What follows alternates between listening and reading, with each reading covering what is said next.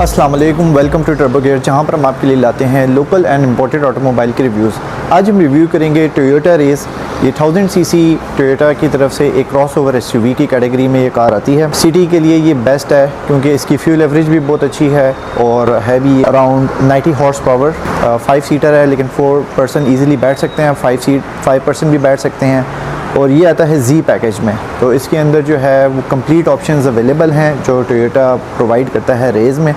तो स्टार्ट करते हैं इसकी फ़्रंट की लुक से।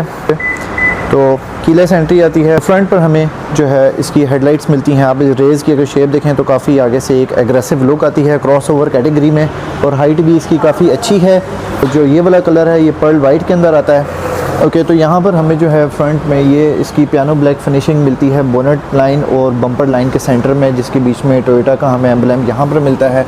अगर हम ग्रिल का डिज़ाइन देखें तो ये मैट ब्लैक फिनिश के अंदर आती है। और उसके बाद जो अगर अभी तक आपने टर्बो गियर्स के चैनल को सब्सक्राइब नहीं किया तो प्लीज़ सब्सक्राइब कर दें, so that latest information related to all the automobiles जो पाकिस्तान में हैं, इंपोर्टेड या लोकल, उनकी इन्फॉर्मेशन आपको टाइम पर मिलती रहे। का बम्पर का फ्रंट साइड का जो लोअर एंड है वो भी एक डिफ्यूज़र स्टाइल में बनाया गया है। यहाँ पर भी एक मड गार्ड टाइप का ये फ्लैप दिया गया है। इधर यहाँ पर अंदर हमें DRL मिलते हैं। जो इसकी हेडलाइट है वो ऑल LED में मिलती है। उसके बाद फ्रंट पे भी हमें पार्किंग सेंसर्स दिए गए हैं।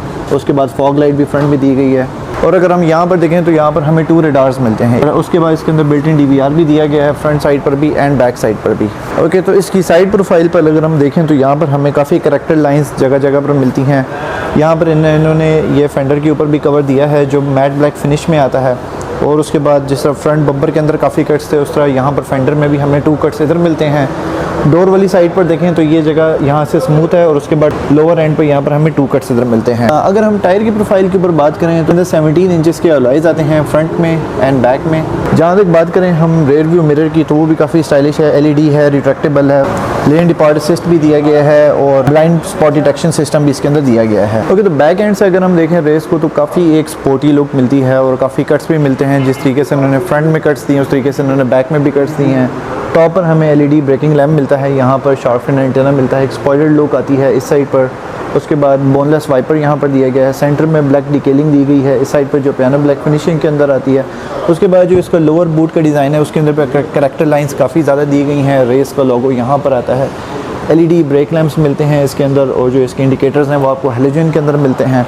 उसके बाद अगर हम बम्पर वाली साइड पर आएँ तो पार्किंग सेंसर्स अगेन हमें यहाँ पर मिलते हैं। उसके बाद फॉग लैंप्स भी इंक्लूडेड हैं इसके अंदर, तो जब आप इसकी फ्रंट लाइट्स ऑन करें तो यहाँ पर भी LED फॉग लैंप्स ऑन हो जाते हैं। उसके बाद रिफ्लेक्टर्स भी हैं, और लोअर एंड बम्पर का जो स्टाइल है वो थोड़ा सा डिफ्यूज़र स्टाइल में आता है। और यहाँ पर हमें ये अगेन जिस तरह फ्रंट में है उस तरह यहाँ पर हमें बैक पर भी मिलता है। टोयोटा रेस की ट्रंक कैपेसिटी भी काफ़ी अच्छी है, अराउंड 369 लीटर्स इसकी ट्रंक स्पेस है। 60-40 के सीट्स का स्प्लिट भी आता है। लोअर साइड पर हमें स्टेपनी भी मिलती है इसके अंदर।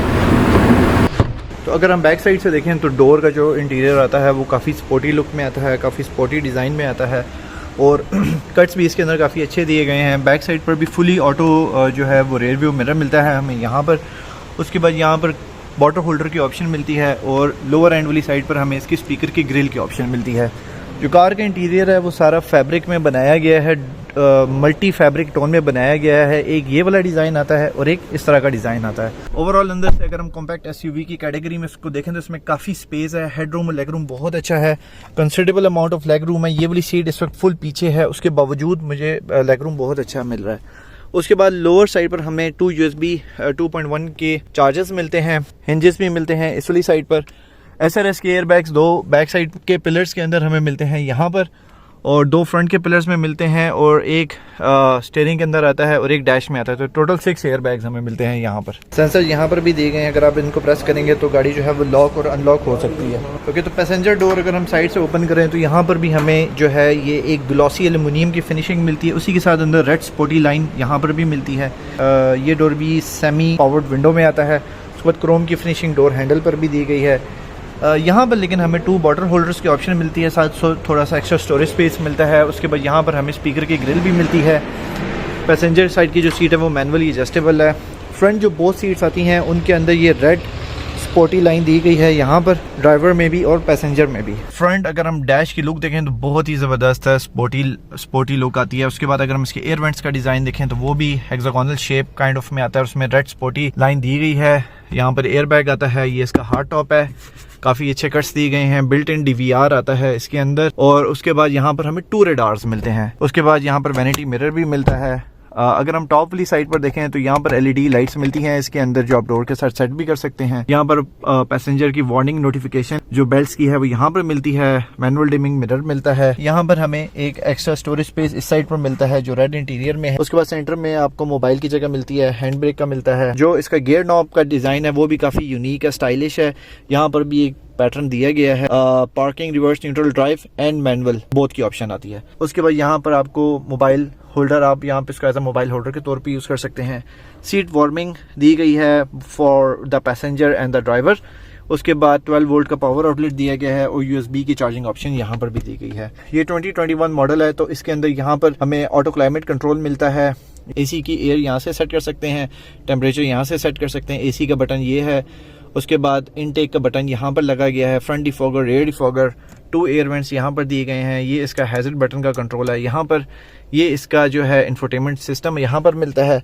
उसके बाद सेंटर में हमें इसका आर्मरेस्ट मिलता है, जिसको आप ओपन करें तो उसके अंदर इतना स्टोरेज स्पेस है। ओके, तो कीलेस एंट्री है। आप हैंड डालेंगे ओपन हो जाएगा और इस बटन को प्रेस करेंगे, इस यहाँ पर सेंसर्स लगे हुए हैं तो इससे भी लॉक और अनलॉक हो जाता है।